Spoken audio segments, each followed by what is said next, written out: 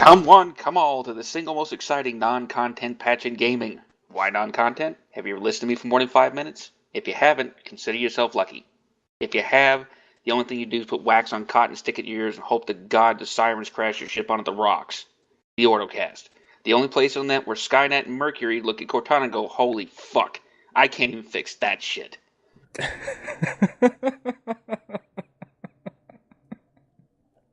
I think that'll work. Yeah, welcome to the Ordocast, everyone. As you can tell, Keisho's... Yeah. He started his job. Woohoo! Keisho joins us as the other, well, I was going to say co-host, full-time presenter, but I think at this point, there's quite a few other apt descriptions that can be used. Oh my god. Wanker, crazy, nut job, asshole, jerk. All the things we usually call him anyway.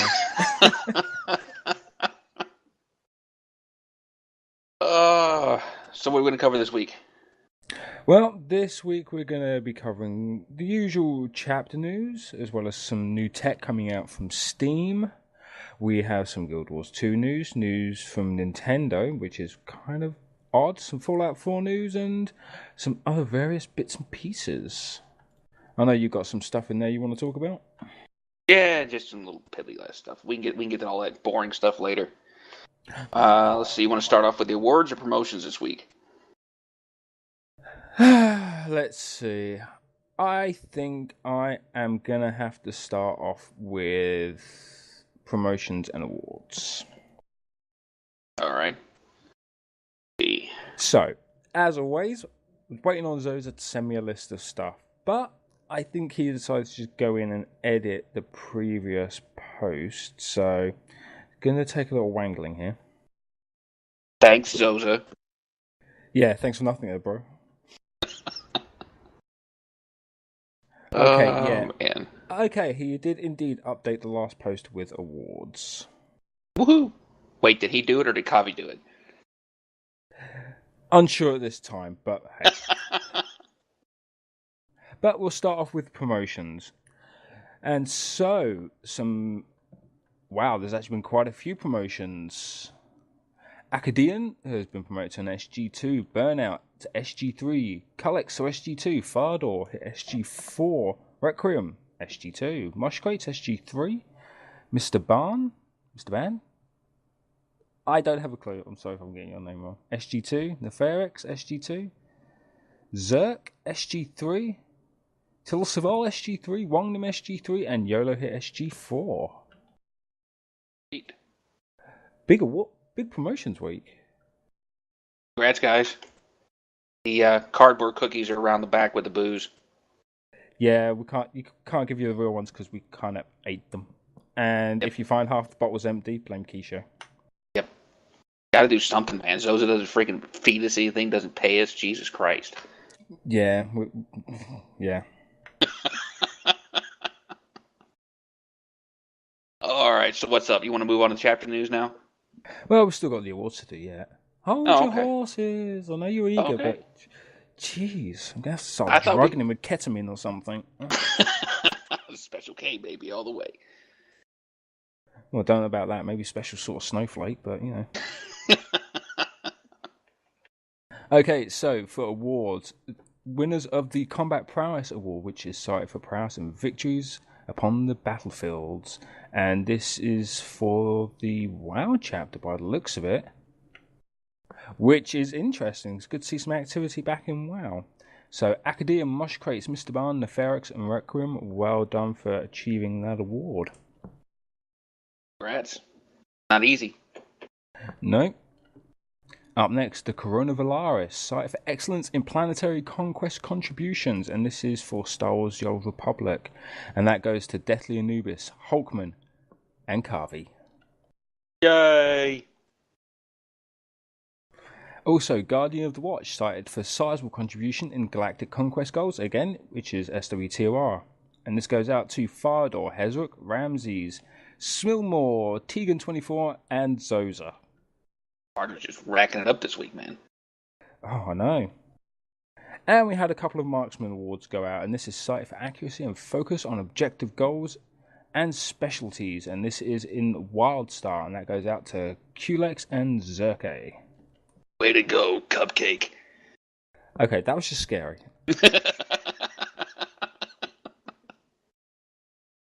Yeah, that was just scary. So we will move on to chapter news, and this week we are going to start with Star Wars: The Old Republic.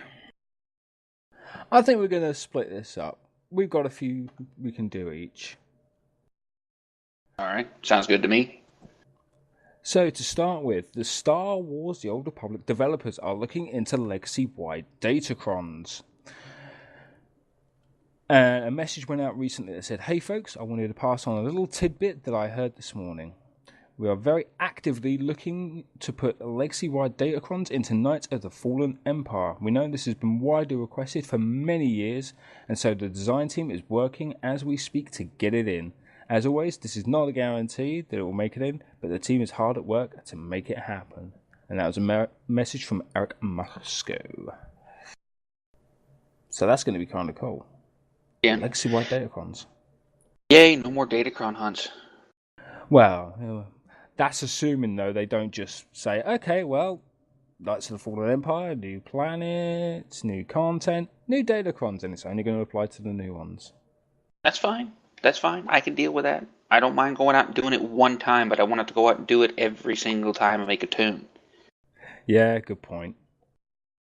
And also, some new concept arts for Knights of the Fallen Empire has been released, and they actually look pretty sweet. Color me impressed. Yeah, you know some of the devs that do the art design and that kind of stuff over at TOR, don't you? Or did at one time? Did at one time. Unfortunately, they left to pursue other projects. Ah, okay.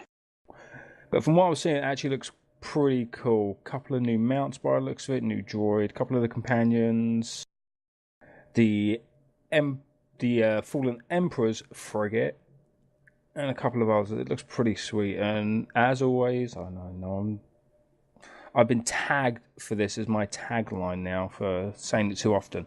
It will be in a spoiler in the post below. Let's see what else we got going on. Yeah, come on. We've got the... Do your job. Or you don't get paid. I don't get paid anyway. Okay, fair enough. Good point. All right, so we've got the Cantina Tour Q&A is up. Same things before. I'll post everything over in the spoiler tags and all that jazz. Basically, there was some stuff that went down over Gamescom. They had a big Q&A session.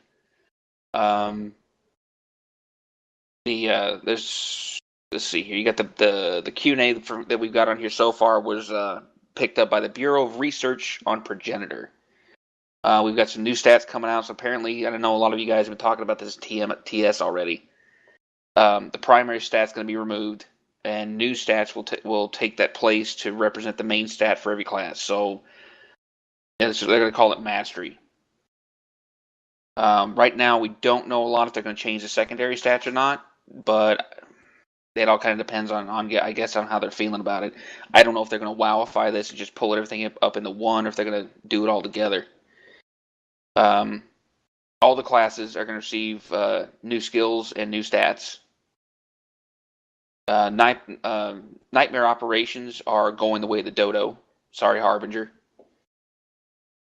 Let's see. All the gear from the companion that will die is going to disappear for a long time. Will return automatically to your inventory. And then all the old planets will have no changes on the new expansion. So everything, it's just going to be too much work, they say. But there's a whole bunch of other stuff on there. There's a couple of videos. James Olin's talking to Christian Imadahl about a lot of the changes. There's a transcript of it over there as well. And like I said, I'll have all the stuff posted on there. It'll be under the SWTOR Gamescom Cantina Tour Q&A. Let's see. We've also got some crafting changes coming along. I know some of you guys know Fardor. I think YOLO were having a discussion about this the other day in TeamSpeak about the changes to crafting, because I know they're big on crafting. But if you guys want to go and see all that stuff, it's way too detailed to get into right now. But where a lot of stuff is going away, and they're bringing in a lot of new stuff, and they're amalgamating a lot of things to try to make. Apparently, it looks like they're trying to make crafting a little bit easier. But this is probably some of the easiest crafting that there's ever been. But Yeah, I heard quite a lot of the bioanalysis and archaeology crafting materials were going over the way of the dodo, if to say. Yeah. So it's going to be interesting. I think actually one question from the cantina tour that struck me as odd was when someone asked if there's going to be a DirectX 12 x64-bit version of TOR, and he said quite slightly with a smile, "We have discussed it, but there's been no decision yet." And of course, wink, wink. And of course, we want everyone to be able to play regardless of their tech. So it could be interesting to see, like, at least an option there for people who are running Windows 10, DirectX 12, got better systems. Be interesting to see. Yeah, it would. We'll see what happens. Let's see what's up next. Well, actually, I have some news on companions when it comes to Knights of the Fallen Empire. Uh-oh. Do we need to get the tissues out? Well, unfortunately, you may need to, especially if you're fond of Jace, Kira, Nadia, and Ashara. They won't be in Knights of the Fallen Empire, to start with, at least. They may appear in further chapters as they get released, because, as most of us now know, Knights of the Fallen Empire, the expansion releases with, I think, something like 12 to 13 chapters. And then they're going to be adding more chapters as they go along. But yes, so to start with, Jace, Kira, Nadia, and Ashara will not be in Knights of the Fallen Empire. All your old romances will be gone, so any companions you romance, forget it. Consider yourself divorced, kicked to the curb. All of the non-basic speaking companions do return, so companions such as Bodar and whatnot, they'll be in there. But also, some new companions you will be able to get are going to be Lana Beniko, Darren Shan, HK55, Korth Vortina, Senya Tiral, Nico Okar. Of course, if you were subscribed by August 10th, because they decided to move the goalposts. But most interestingly, one name on the list, Darth Mar. Really? Oh, really? So for Empire players, especially Sith Warriors and Sith Inquisitors, you will know who Darth Mar is. And so to say, yeah, you're probably going to be getting them as a companion, yeah. That was an interesting choice. Mm-hmm.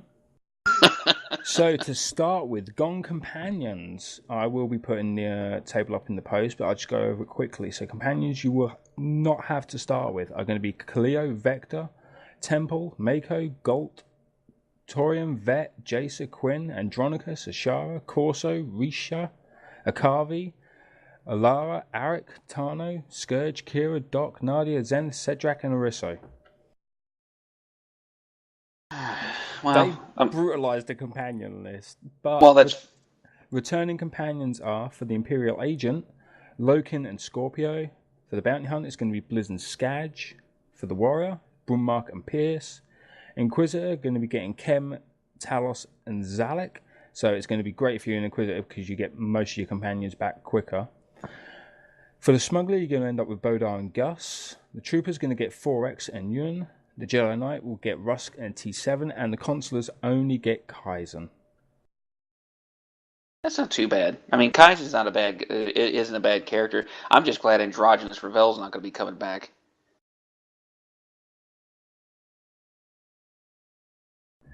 Yeah, Andronicus. Gone for now, but probably later on. We'll just have to wait and see. Yeah. So I think that actually just about wraps it up for the TOR chapter.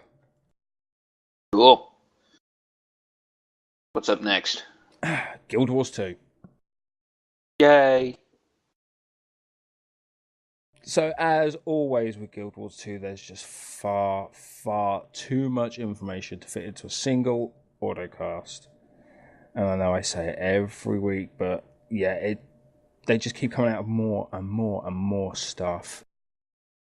However, some minor stuff that might strike interest is with Guild Wars 2 from the August 11th patch, we saw some new items, mostly in clothing. And it looks to be more like a princess fairy tale content stuff. Oh, yay. Because they've added wedding attire.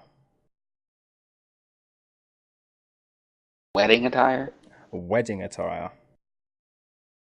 So does that mean they're going to be going the whole you get to marry somebody in the game? For that, I don't know. All I know is that there are 2 new wedding outfits for both male and females, and there is a set for the Asura, the Char, the Norn, Sylvari, and humans. They look pretty sweet, actually. I mean,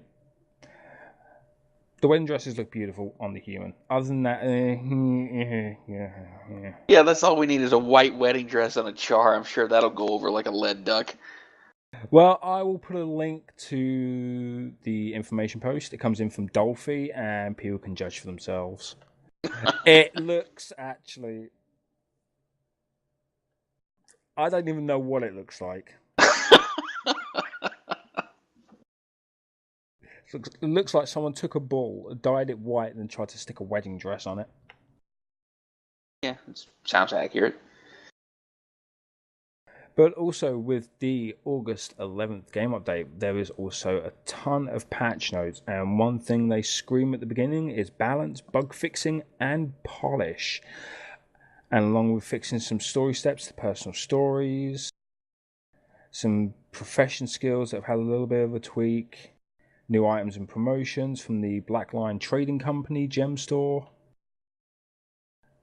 It's not a huge patch like what they have been doing. It's quite kind of small, but again, it's all stuff that will go into a post. Have they made engineers viable yet? I can't really comment on that one. I'm not a Guild Wars 2 player. I just bring the news. But if anyone out there that does play Guild Wars 2, please leave your opinion on changes as far as that's concerned down below. It'd be interesting to see the responses. I agree. It'd be nice to get some of you engineers that are out there playing kind of throw in your 2 cents, because I know the engineers have been neglected for a long time. Well, let's hope they've had a bit of love and care. Yes. And also for Guild Wars 2, 3 legendary weapons are coming with the Heart of Thorns expansion. According to a recent IGN article on Masteries, only 3 legendary weapons will be coming with the launch of Heart of Thorns. I will be linking the full article. There's 7 mastery lines, 2 of which are acquired in non-hot zones. These are called Central Tyria, and other 4 are found in Heart of Maguma. And Carl Johansson has said that he's had time to master all 39 masteries in the same time as 1 to 8. He is correct. And he says, not sure where this info came from, taking it from the amount of time getting from level 1 to 80, but simply put is incorrect. We haven't decided how long it will take to earn them all, and doing beta weekends to help decide is a good time length.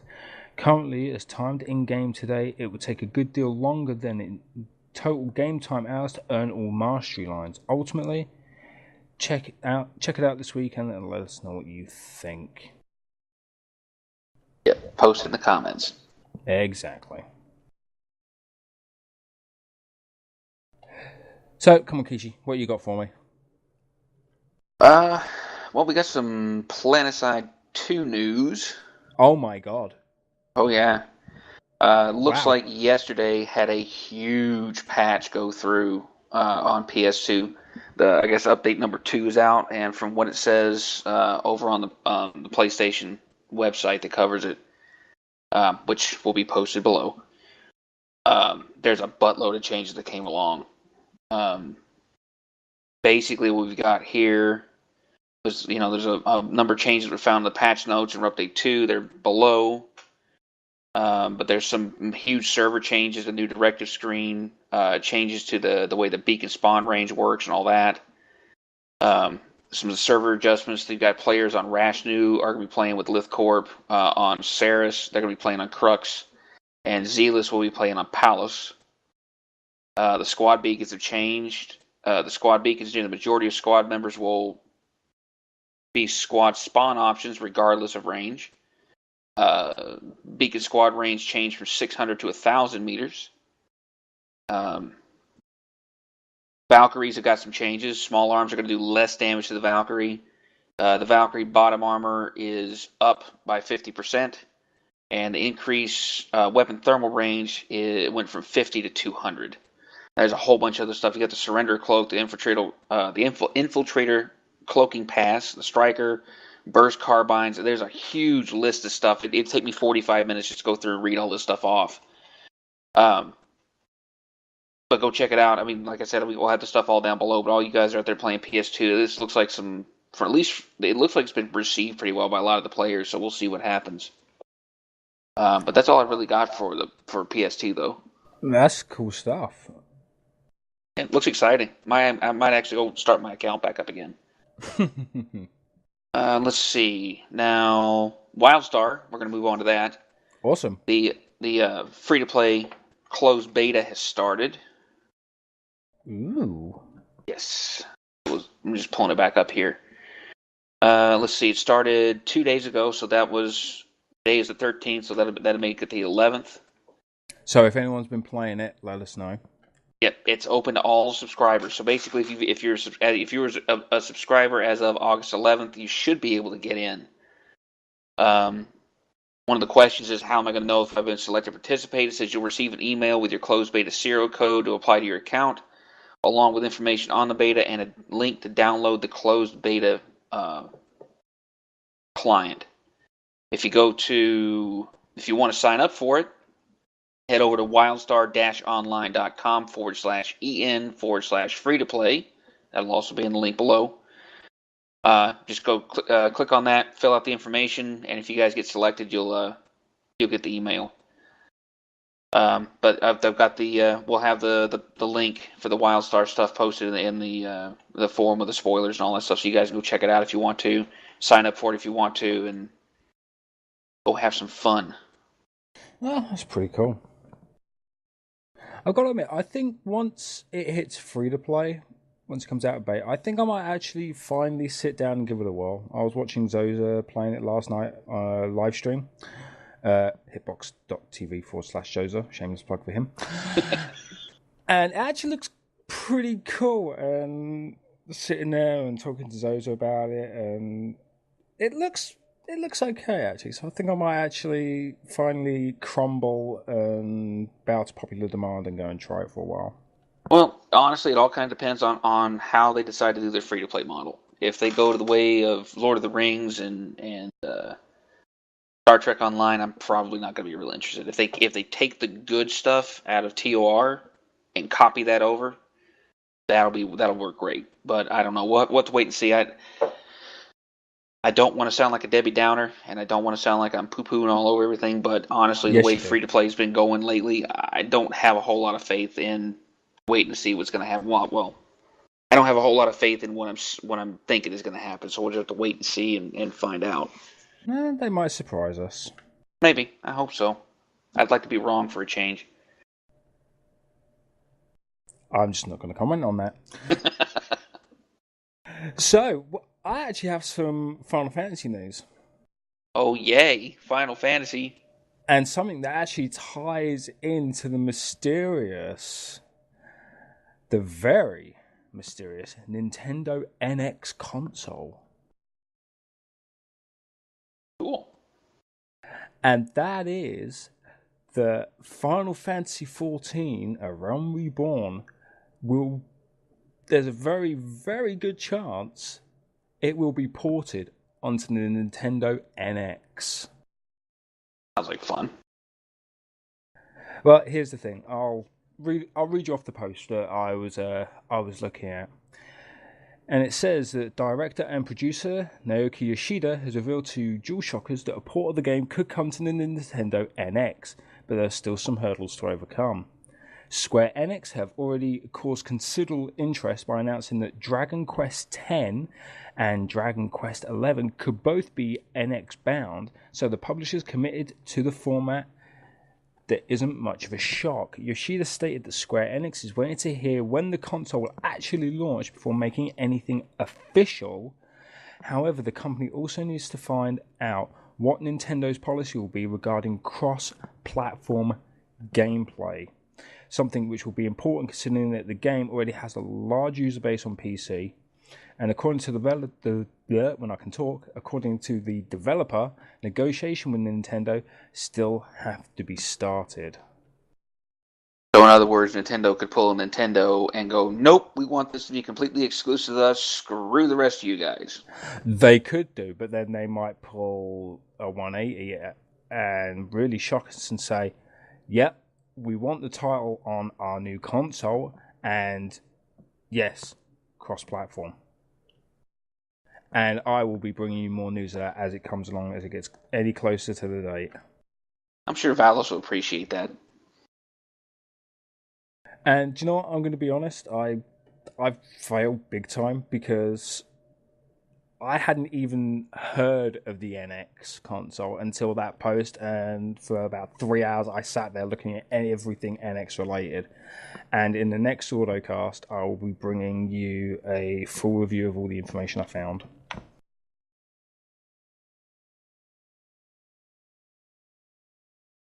Let's see. Other Final Fantasy news is there's some new optional items available. Players can now purchase the following via the Final Fantasy XIV Mog Station. We've got a new emote in there, which is Bomb Dance, Black Flame Lords Yukata, White Flame Lords Yukata, Blue Flame Lords Yukata, Red Fly Ladies, Blue Fly Ladies, and Pink Fly Ladies. And 2 new minions, Minfila and Thancred, by the looks of it. So, yeah, there you go. So there's some new things to go and get from the station.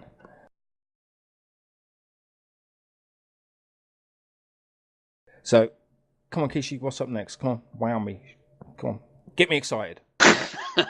Well, speaking of WoW, I'm sure this is probably old news now, but there's a new expansion coming out either the end of this year or the beginning of next year for World of Warcraft. It's World of Warcraft Legion. This was one of those that was pretty anticipated release information. It was coming out during Gamescom.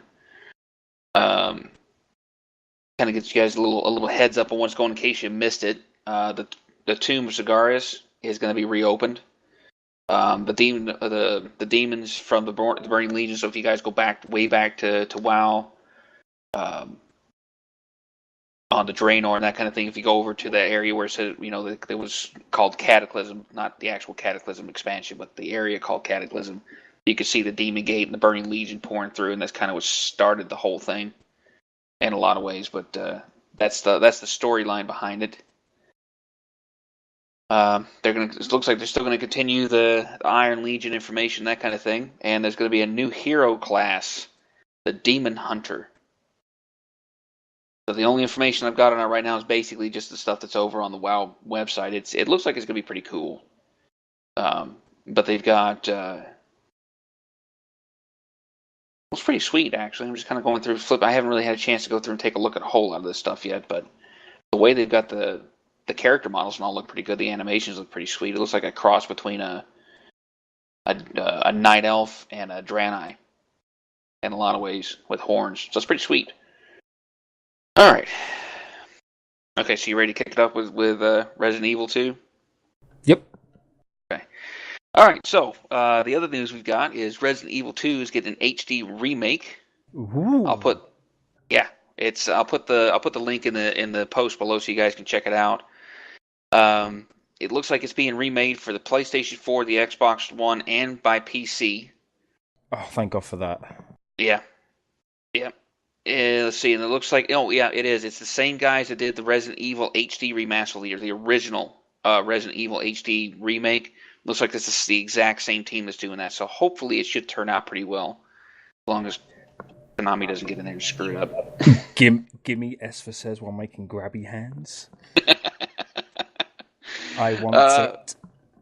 Yeah, well, let's see here. Capcom is remaking the PlayStation 1 survival horror classic Resident Evil 2 for modern consoles. The video, which we posted in the link that when you guys go over to GameSpot, says a video announcing the project reveals it's being headed up by Yoshiaki Hirabayashi. He was the guy he was the head producer for the HD remaster back in 2000, the last one. Which came out in January 2015, I think.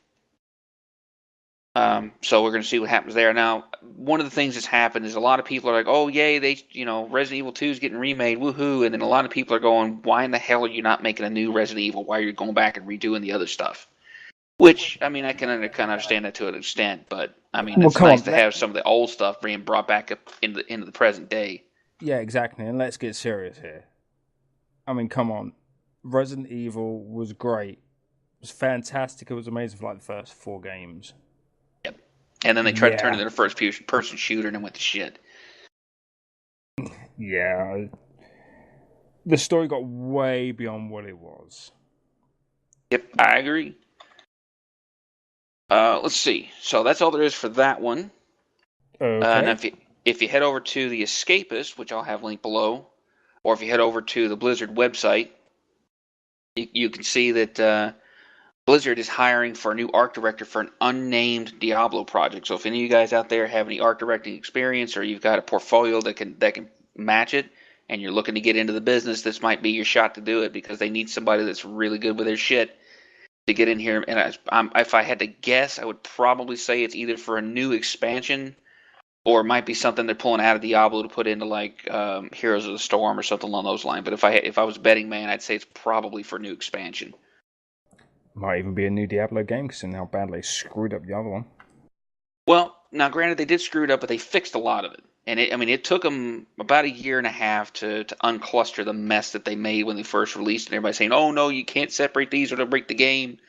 They did it, and they fixed it, and it's turned out. I mean, I actually, after the real world auction house went away, I actually went back and started playing it. I've been playing it a lot. It's what I do is when I'm not online playing TOR or harassing Zoza constantly or whatever.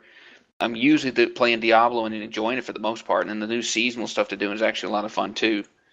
So we'll wait to see what happens. I wouldn't mind a Diablo 4. You shouldn't have time to be playing Diablo then. I mean, harassing Zoza is a full-time job. Well, this is true. But see, all I have to do is when I don't have time to do it, I want to go do other stuff, I just call Acti and let her do it for me. Oh, okay, fair enough. Let's see. We have a new Battlefield release coming out in 2016. Yeah,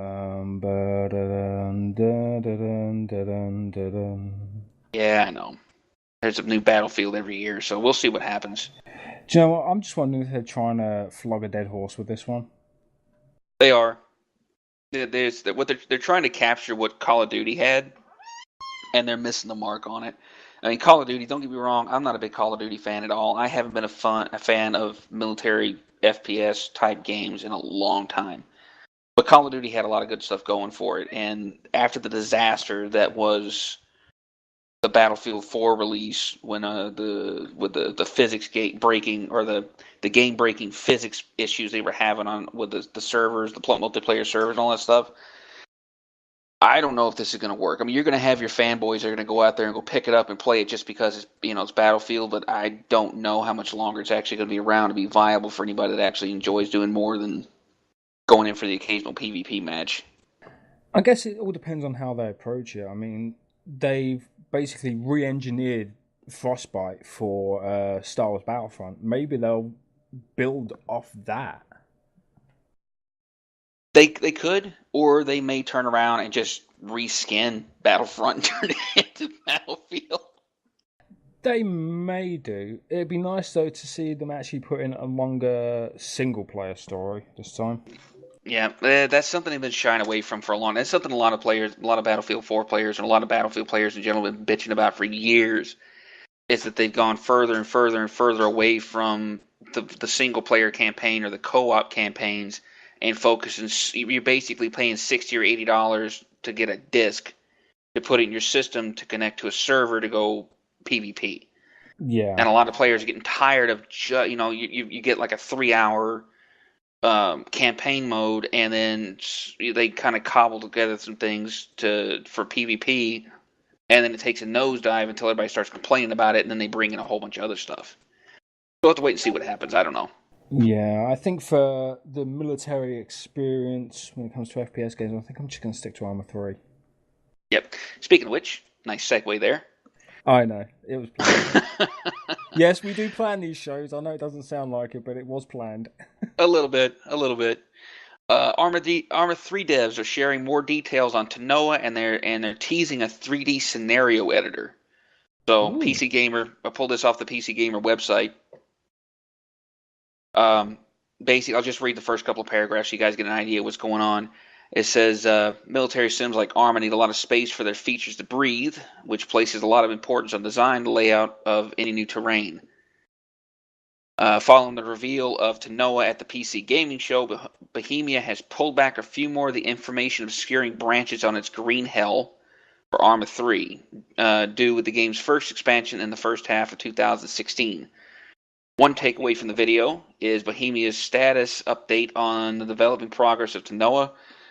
Creative director Jay Crow says that the basic layout, basic shape, structure of the terrain is in place, and that Bohemia has moved on to populating the map itself. New tech for Tanoa is being worked on. The lighting config, new ocean shaders, and it sounds like that some of this will be integrated retroactively into the existing Arma 3 terrain. And it goes on for another 3 or 4 paragraphs there. It kind of gets a little bit more detail, but that actually looks like it'll be a lot of fun. I know I was just ragging on military shooters and that kind of thing, but Arma 3 for a sim game, not just a shoot 'em up, but for like a military sim, Arma 3 is a lot of fun. I'm really looking forward to this new release that's coming up. Yeah, same here. It's going to be interesting to see what else they do and what else they're adding. Mm-hmm. It'd be really cool to see how the guys that are doing the DayZ, it took over the DayZ mods and that kind of stuff after it broke off and became its own thing. But it'd be interesting to see what they do with it. Yeah, it might be interesting to see if they take some of this new tech and put it in there. I very much doubt it, though, but yeah. It'd be interesting. That 3D scenario editor, that might make things a little bit easier as far as setting up the missions and that kind of stuff they have going on. Be something that's built into the system that they don't have to sit down and script on their own. They could put it all together themselves and then plop it into the server. Yeah, that'd be kind of cool. So, what do we got going on next? Well, I believe next up we have entertainment news, and of course, the one thing everyone is currently talking about: Star Wars Episode 7.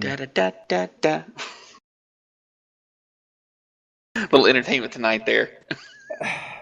Just okay, Kishi, go and take the purple pill. Why, oh why didn't I take the red pill?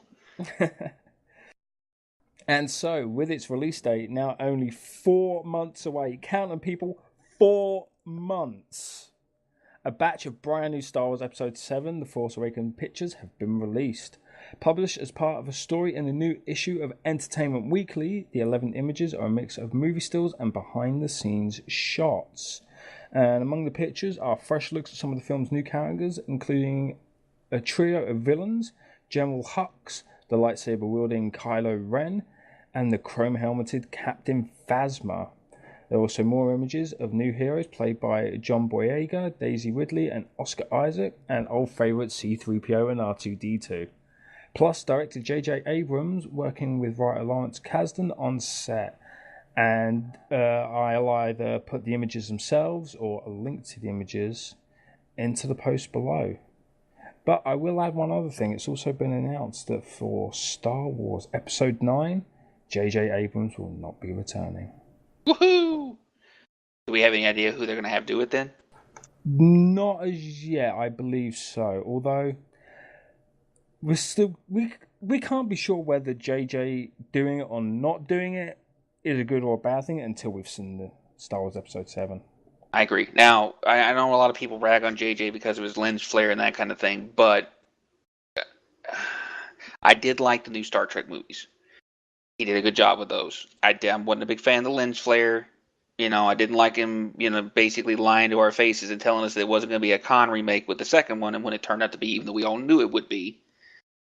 But the stuff that he did with the Star Trek movies, the new, basically rebooting the original series, I didn't mind. It was a nice spin on it. So hopefully, especially with the fact that he's relying so heavily on practical effects and not and basically using the computer generated effects the way they're supposed to be used, which is to add the little nuances in there, to kind of add the little tweaks to make things a little better, but not relying on them like Lucas did for the unholy trilogy, the unholy prequels. We'll have to wait and see. I don't know. He may actually do a really good job with it. At least it's not Michael Bay. Yeah, that could be bad. Michael Bay explosions. Yes. And yeah, that actually does it for entertainment news. Cool. It's short this week. Yay. So, let's go on to, let's see, you've got some quasi-techie type stuff to talk about, right? Yeah, I've actually got some platform news from Steam and Oculus.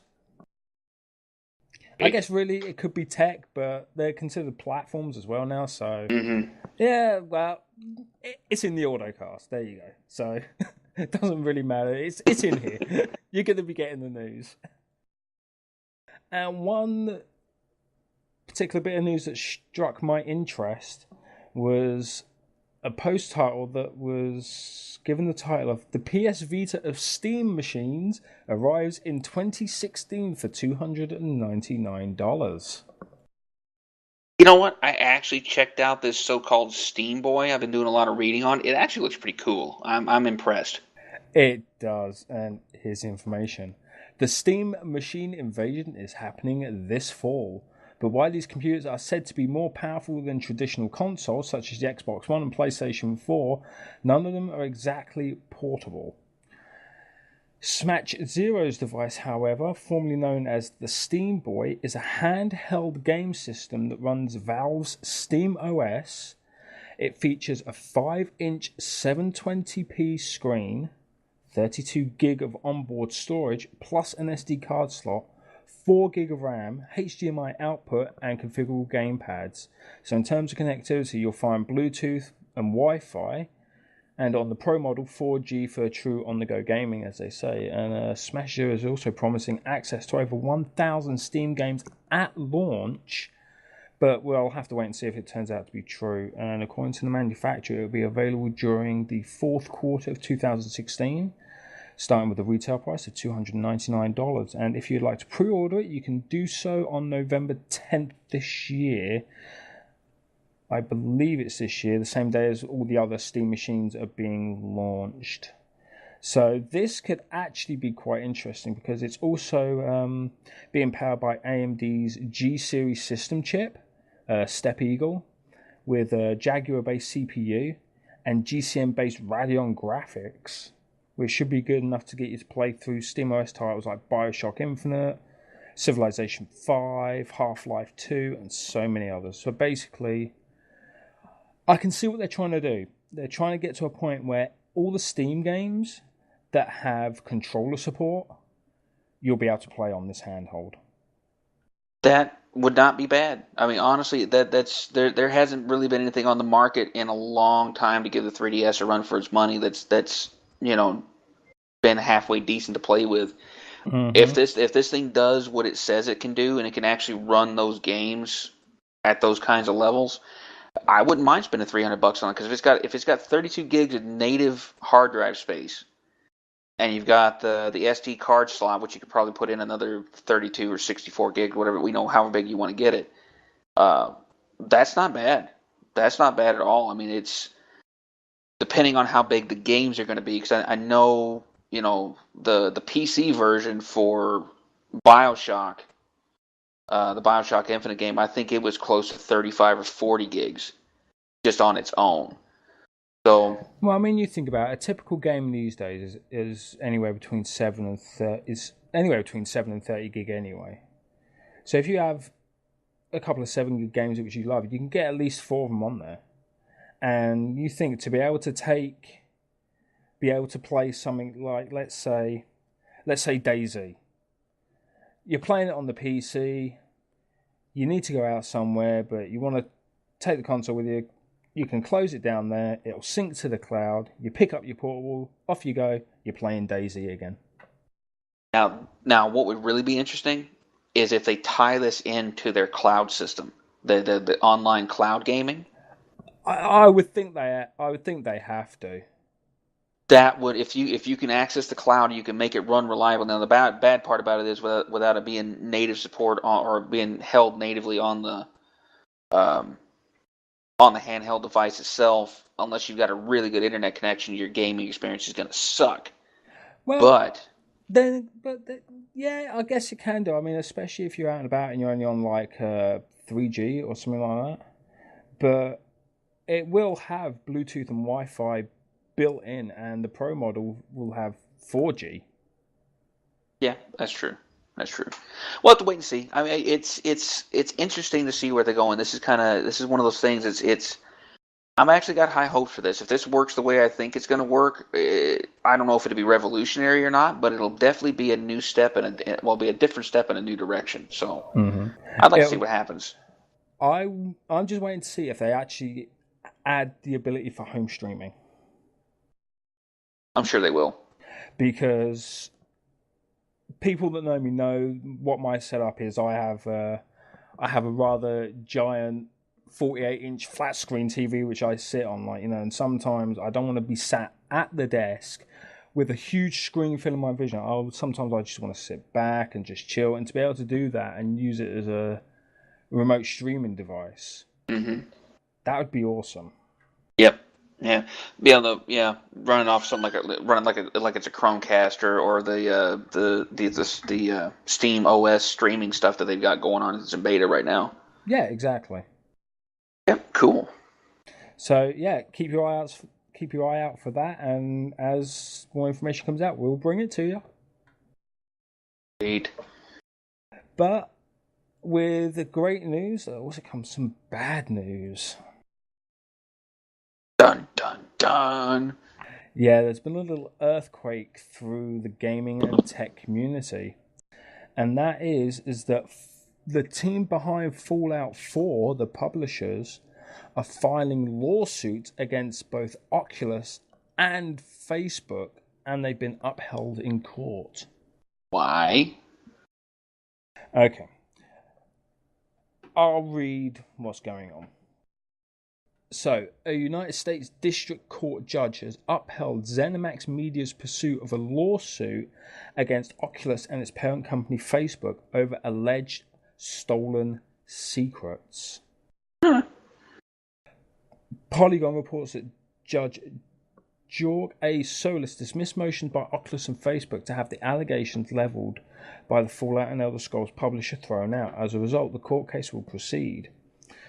Solis's reasoning for upholding the lawsuit was that questions of fact are in dispute, with ZeniMax arguing unjust enrichment has taken place and Oculus Facebook contending it has not. The dispute of facts must be settled in court. So this all came about from a previous report that didn't make it into an Ordocast, was that ZeniMax is claiming rights to the intellectual property that powers the Oculus Rift headset. Really? Really. The backbone of the claim is that the allegation that a former ID software designer, I think it was John Cormack, who left the studio and its parent company, ZeniMax, to join Oculus back in 2013, inappropriately took ZeniMax's intellectual property with him to Oculus, gave the Oculus team the details of this so-called power tech, which they then inbuilt into the Oculus Rift. Okay, I see what's going on. Basically, ZeniMax. It sounds like ZeniMax was working on their own version of an Oculus competitor, and when what's his name left and went over to Oculus, he brought that stuff with him. Okay. It's possible, but there is a video that does explain it all, and again, you guessed it, it'll be down below in a spoiler.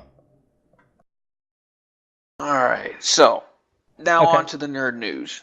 Hey, come on, wow me. Yay. Okay, so we're gonna start off with the good news first. Oh.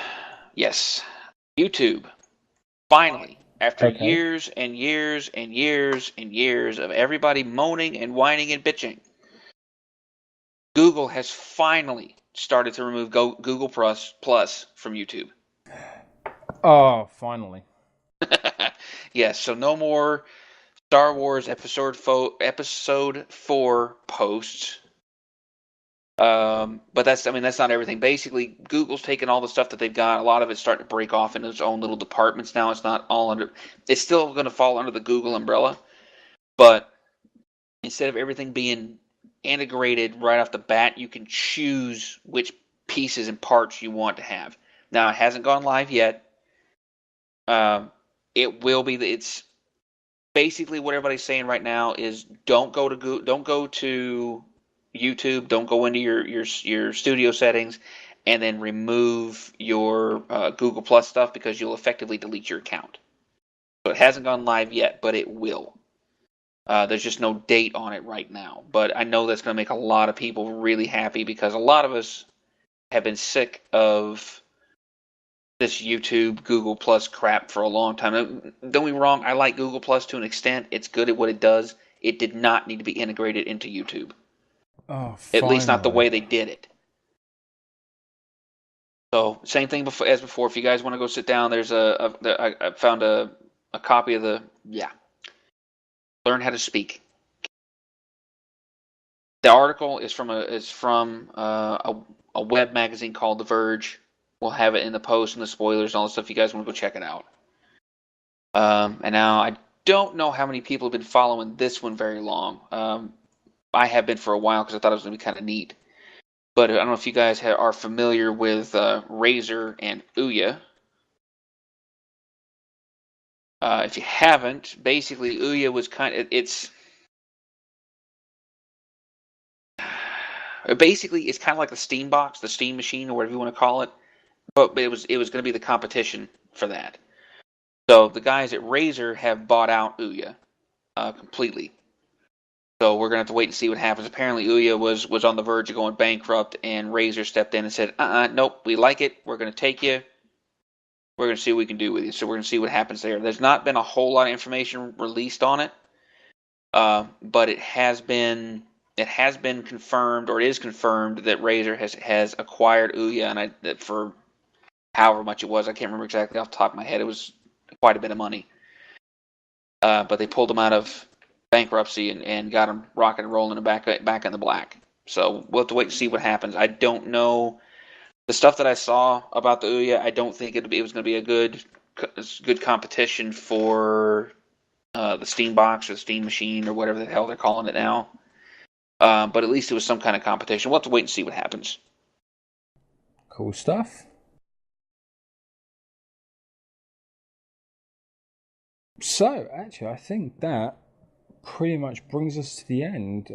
As usual, there will be. Well, do you know what? Actually, I think we're going to do a special this time around. As it's Keisho's first Ordocast as full-time presenter, we're going to add 2 random YouTube videos, and we think you're going to get a kick out of them.